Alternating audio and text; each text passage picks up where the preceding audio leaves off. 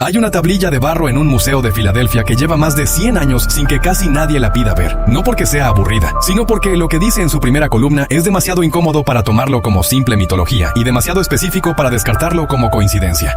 Durante más de un siglo, los académicos leyeron esa tablilla y vieron lo que querían ver. Otra versión del diluvio, otro eco de Noé, otra historia de dioses castigando a los hombres. Pero en 2011, una relectura apoyada en tecnología computacional reveló que la primera columna no describía un solo fin, describía 7 mundos distintos, cada uno con su propia civilización, su propio apogeo y su propio final. Y al final de la lista, hay una entrada que describe cómo termina el octavo mundo, el nuestro.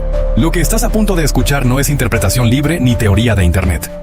Es lo que dice una tablilla catalogada, ubicada y accesible en un museo universitario. Y es mucho más perturbador que cualquier leyenda que hayas escuchado antes. La tablilla fue desenterrada en las ruinas de Nippur durante las grandes excavaciones de los años 1890. Nippur era una ciudad sagrada sumeria, y las excavaciones sacaron a la luz miles de tablillas de arcilla que llenaron cajas, depósitos, y finalmente los archivos del Museo de la Universidad de Pensilvania. La mayoría tardó décadas en ser leída completamente. A la tablilla que nos ocupa se le asignó el código CBS 10673. Y cuando los académicos llegaron a ella, hicieron lo que hacían con casi todo el material cuneiforme de esa época. Buscaron lo que ya conocían. La segunda columna de la tablilla tenía paralelos claros con el relato del diluvio bíblico. Había un hombre justo, había una advertencia divina, había agua que lo cubría todo. Los investigadores publicaron sus trabajos sobre ese paralelo, lo conectaron con Noé y con Utnapishtim del poema de Gilgamesh, y siguieron adelante. La primera columna, la que venía antes del diluvio, se quedó en un segundo plano. El sumerio estaba roto en varios puntos, algunas marcas eran ambiguas, y el estilo de escritura era inusual, un patrón que se repetía en bloques, donde cada bloque seguía la misma estructura pero con detalles diferentes. Los primeros traductores interpretaron esa repetición como un recurso literario, el tipo de énfasis poético que los escritores antiguos usaban para dar peso a una idea. Aplastaron los 7 bloques en una sola historia, un mundo, un diluvio, un final, y así quedó durante más de 100 años. Lo que nadie supo ver entonces es que la repetición no era decorativa, era un sistema de archivo.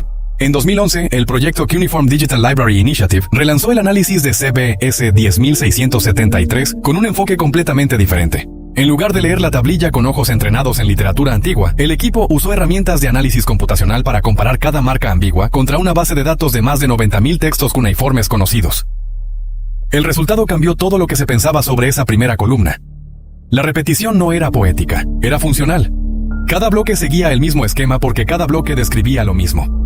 El nacimiento de un mundo, su desarrollo y su destrucción eran entradas separadas en un registro ordenado en el tiempo. La tablilla no era un poema sobre el diluvio, era una lista de mundos que existieron antes que el nuestro, documentados con la misma seriedad con que los sumerios documentaban cosechas, transacciones comerciales y movimientos de estrellas. 7 mundos, 7 finales, y cada uno, según el análisis de 2011, correspondía a un tipo de catástrofe diferente. Lo que vino después de esa relectura fue lo que convirtió a CBS 10673 en uno de los textos más inquietantes del registro histórico antiguo.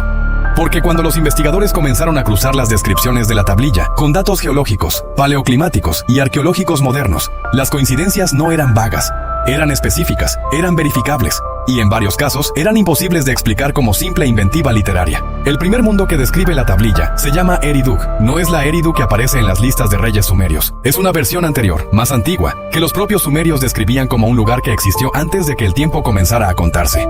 Según la tablilla, Eridu era una civilización donde los humanos vivían en contacto directo con los Anunnaki, los seres que en la cosmología sumeria ocupaban el rol de creadores y supervisores de la humanidad. El conocimiento fluía sin restricciones. La frontera entre lo divino y lo humano todavía no se había endurecido. Eridu no cayó por guerra ni por inundación. La tablilla dice que fue consumida por lo que en traducción aproximada significa el aliento de Anu, un fuego que llegó del cielo y convirtió la tierra en vidrio. Durante décadas esa frase no tuvo ninguna interpretación científica concreta. Era lenguaje mítico, metáfora divina, nada más. Entonces, en 2004, un estudio geológico en el sur de Irak encontró algo que nadie esperaba. Una capa de material vítreo en muestras de suelo datadas aproximadamente en el año 29.000 antes de nuestra era. Ese tipo de material, esa textura específica de arena fundida y solidificada, solo se produce cuando una superficie es golpeada con calor y presión extremos en un periodo de tiempo muy corto. La única causa natural conocida que genera ese fenómeno a esa escala es una explosión aérea, un fragmento de asteroide o cometa que detona en la atmósfera con la energía equivalente a múltiples armas nucleares. La capa de vidrio aparece exactamente en la profundidad que correspondería a la época que la tablilla describe. El aliento de Anu no era una metáfora. Era la descripción más precisa que un escritor de hace 4.000 años podía hacer de algo que ningún vocabulario antiguo tenía palabras para nombrar. El segundo mundo se llama Bad Tibira. La tablilla lo de Kitiru o Tatabavilla lo describe como una civilización construida alrededor de la metalurgia y la minería. Un pueblo que extraía metales de la tierra y los transformaba en herramientas con una destreza que los sumerios consideraban casi sobrehumana. El final de Bat-Tibira no vino del cielo, vino de abajo. La tablilla lo llama el veneno que subió desde las profundidades. Y la descripción que sigue es metódica y perturbadora. El agua se volvió imposible de beber. Los cultivos se marchitaron sin explicación visible. Los animales huyeron o cayeron muertos en los campos. Y la gente que sobrevivió lo hizo viendo cómo su mundo se deterioraba durante lo que el texto llama 3 vidas de sufrimiento. No fue una extinción instantánea, fue una agonía lenta. La geología tiene un nombre exacto para ese proceso: liberación de gas volcánico subterráneo. Cuando depósitos de magma subterráneo se fracturan, pueden liberar cantidades masivas de dióxido de carbono, sulfuro de hidrógeno y dióxido de azufre a través de grietas en la tierra. Esos gases envenenan el agua subterránea, destruyen los cultivos desde las raíces y en las zonas bajas hacen que el aire mismo sea irrespirable. La región entre el Tigris y el Éufrates, el corazón de la civilización sumeria, se asienta sobre una falla geológica que ha producido exactamente ese tipo de eventos. El paralelo más reciente y documentado ocurrió en 1986 en el lago Nyos, en Camerún, cuando una liberación repentina de gas carbónico desde el fondo del lago mató a 1.700 personas en una sola noche. Eso fue un lago. La tablilla describe el fenómeno a escala continental. El tercer mundo es Larak. Sus habitantes eran observadores del cielo, una civilización construida alrededor del seguimiento de los cuerpos celestes, y su fin llegó cuando el cielo mismo dejó de comportarse como debía. La tablilla describe el cielo que cayó. Las estrellas se movieron de sus posiciones fijas. El sol desapareció durante lo que el texto llama una estación de oscuridad. Y cuando la luz volvió, Larak ya no existía. Lo que esa descripción encaja perfectamente es lo que los climatólogos modernos llaman invierno de impacto o invierno volcánico. Un evento lo suficientemente violento, ya sea una erupción masiva o un impacto de asteroide, para lanzar suficiente material a la alta atmósfera y bloquear la luz solar durante meses o años. El calor global cae de forma abrupta. La fotosíntesis se detiene. Las cadenas alimenticias colapsan desde abajo. El evento más cercano a esa descripción en el registro geológico es la erupción del supervolcán Toba, hace aproximadamente 74.000 años, en lo que hoy es la isla de Sumatra. La estimación es que la erupción redujo la población humana total en la Tierra a no más de 10.000 individuos. Un cuello de botella genético tan severo que sus efectos siguen siendo visibles en el ADN humano moderno. Larak podría ser el recuerdo preservado de ese momento. La memoria de cuando la humanidad casi desapareció por completo sin saber por qué el cielo había dejado de dar luz. Si llegaste hasta aquí, ya sabes que esto no es mitología ordinaria. Suscríbete ahora porque lo que viene en los próximos mundos es donde la tablilla empieza a volverse realmente difícil de ignorar. Con el cuarto mundo, el patrón de la tablilla cambia de una manera que los investigadores encontraron significativa. Todos los mundos anteriores comenzaban con la descripción del pueblo. Este no. El cuarto mundo comienza con el agua. Las aguas que subieron sin lluvia. No una inundación causada por tormentas o ríos desbordados, sino una elevación lenta, constante e imparable del nivel del mar. Las costas desaparecieron. Las ciudades construidas cerca del agua fueron tragadas en el transcurso de décadas. Solo después de establecer ese contexto, la tablilla presenta a los habitantes de Shurupak, a los que describe como constructores de leyes y sistemas de justicia, una civilización organizada alrededor de jerarquías de poder y normas sociales complejas.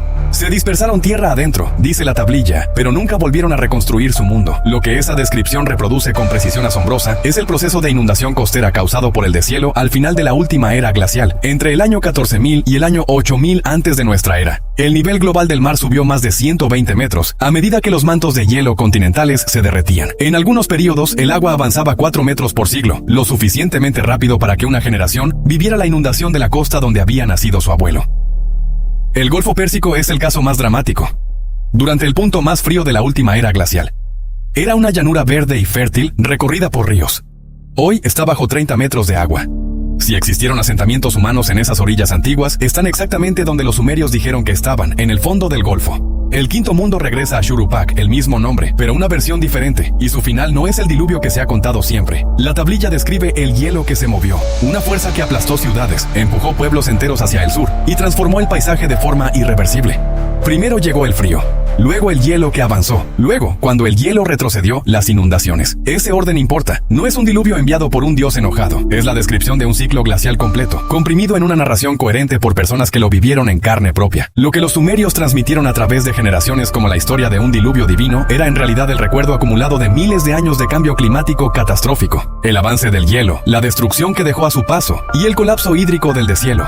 Distintas épocas, distintos desastres, una sola historia que fue simplificándose con cada generación descripción hasta convertirse en el relato que conocemos. El sexto mundo es el más inquietante de los 7, no por la magnitud de su final, sino por lo familiar que resulta su descripción. La tablilla lo llama Kiangi, que es en realidad la palabra sumeria para referirse a la propia Sumer, no la Sumer histórica que conocemos. Una anterior, un primer intento de civilización que existió antes de que los sumerios históricos construyeran sus ciudades, como si la historia hubiera tenido un borrador que nadie recordaba haber escrito. Su fin llegó por la enfermedad que no podía verse. Una plaga sin causa visible que golpeaba a las personas parecía retroceder, y luego regresaba para terminar lo que había empezado. La gente enfermaba, parecía recuperarse, y nunca volvía a despertar. Pero lo que hace que esta descripción sea particularmente perturbadora es lo que viene después. La tablilla dice que la enfermedad se desplazaba de ciudad en ciudad siguiendo las rutas de comercio, como si viajara dentro de las mercancías mismas. Eso no es la descripción de un castigo divino. Es la descripción exacta del comportamiento epidemiológico de una pandemia en una red de intercambio comercial. La peste negra del siglo XIV siguió la ruta de la seda desde Asia Central hasta Europa. La viruela siguió las rutas de los barcos comerciales europeos hasta América. Si una civilización anterior a la Sumer histórica había construido una red de intercambio suficientemente extensa, una enfermedad nueva moviéndose por esa red habría creado exactamente el patrón que la tablilla describe. Y hay algo más. En sitios arqueológicos del sur de Irak, datados en periodos anteriores a la Sumer conocida, los investigadores han encontrado enterramientos masivos, muchos cuerpos colocados juntos sin ninguna señal de violencia. Es el tipo de registro físico que una pandemia deja en el suelo. Evidencia de que algo mató a mucha gente al mismo tiempo, sin pelea, sin armas, sin señales externas de trauma. El séptimo mundo no tiene nombre. Las marcas que debería tener están demasiado rotas para ser leídas, pero su final es el más detallado de todos los que describe la tablilla. Como si los escribas que lo registraron hubieran querido asegurarse de que esta parte, al menos, quedara clara. El giro del corazón de la Tierra. El suelo tembló sin pausa durante lo que los sumerios contaron como 40 días. Las fuentes de agua comenzaron a fluir en dirección contraria. Las piedras que los viajeros usaban para orientarse dejaron de señalar el norte. Montañas que habían existido por generaciones se desmoronaron. Nuevas elevaciones surgieron donde antes había llanuras. Y las estrellas mismas parecieron cambiar de posición en el cielo. Los geofísicos tienen un nombre para el proceso que produce exactamente ese conjunto de efectos. Una inversión del campo magnético terrestre. La Tierra ha invertido sus polos magnéticos múltiples veces a lo largo de su historia. La última inversión completa ocurrió hace unos 780.000 años. Pero los eventos de debilitamiento, periodos en los que el campo magnético pierde intensidad y los polos se desplazan sin llegar a invertirse por completo, ocurren con mucha mayor frecuencia. El evento Lasham, hace aproximadamente 41.000 años, redujo el campo magnético terrestre a cerca del 5% de su intensidad normal. Con esa protección casi desaparecida, la radiación solar golpeaba la superficie sin filtro. La navegación por piedra magnética habría sido inútil, y las auroras boreales, normalmente confinadas a las zonas polares, habrían sido visibles en cualquier punto del planeta, distorsionando el cielo nocturno hasta hacerlo irreconocible. Las estrellas no se movieron, pero para quien miraba desde abajo, el cielo había dejado de ser el mismo. Y entonces llega la parte que hace que los investigadores que han trabajado con esta tablilla prefieran no hablar de ella en público. Después de los 7 mundos, después de los 7 finales, la tablilla incluye una descripción del octavo mundo, el nuestro, y describe cómo termina. No es una inundación, no es ni hielo, ni veneno, ni oscuridad. El texto lo llama el fuego que fabrican los humanos, un final que no viene del cielo, ni de la tierra, ni del agua. Viene de nosotros mismos. La tablilla dice que el octavo mundo descubre el poder de dividir las partes más pequeñas de la materia y usa ese descubrimiento para construir instrumentos capaces de destruirlo todo. La palabra sumeria que usa el texto es Gish-Baral, que traducida literalmente significa el gran instrumento de fuego. Esa palabra aparece en otros textos sumerios, pero siempre vinculada al poder de los dioses. CBS 10.673 es el único texto conocido donde Gish-Baral está en manos humanas, y la tablilla no lo trata como un logro, lo trata como el error final. Según el texto, los Anunnaki debatieron qué hacer con el octavo mundo. Algunos argumentaban que debían intervenir, otros sostenían que el patrón no podía detenerse, que todo mundo tarde o temprano descubría la forma de destruirse y la usaba. El debate, según la tablilla, nunca se resolvió. El texto se interrumpe en mitad de la discusión, ya sea porque la tablilla está físicamente rota en ese punto, o porque los sumerios que lo escribieron tampoco sabían cómo terminaba. En 1952, Robert Oppenheimer, el físico que dirigió el desarrollo de la primera arma nuclear en la historia moderna, dio una conferencia en la Universidad de Rochester. Un estudiante le preguntó si la prueba Trinity, realizada en 1945 en el desierto de Nuevo México, había sido la primera detonación nuclear de la historia. Oppenheimer respondió, sí, en tiempos modernos. Cuando le pidieron que aclarara qué quería decir con esa distinción, no añadió nada más.